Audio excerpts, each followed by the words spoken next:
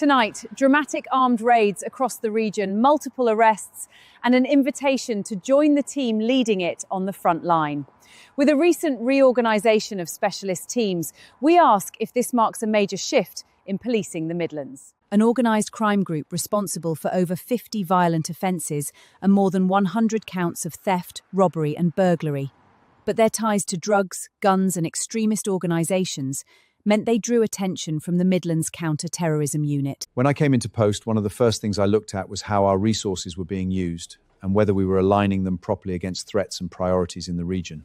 It's clear to me that organised crime and counter-terrorism don't sit in separate boxes. They overlap, and our response has reflected that. This is the Midlands counter-terrorism unit, a large operation, but at its centre, a tight-knit team, told to get it right and get it right fast. But with a level of transparency not usually associated with specialist units. It's not exactly a quiet desk job. We're tracking people moving drugs, weapons, and other stuff to disrupt our daily life. But look, we're on it. You've seen it today, right? We're getting people off the streets who are doing real damage. I'm proud of that. These are not minor offences.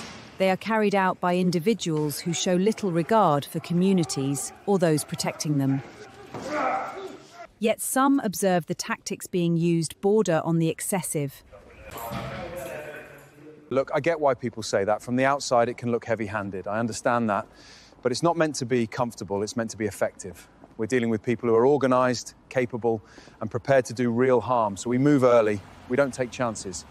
That's how we keep the Midlands safe. What we've seen today is a unit work quickly and with a firm intent. Officers argue the threat they're dealing with demands that approach. But questions still remain on the balance to be struck. For now, that balance, and who decides it, remains firmly in their hands.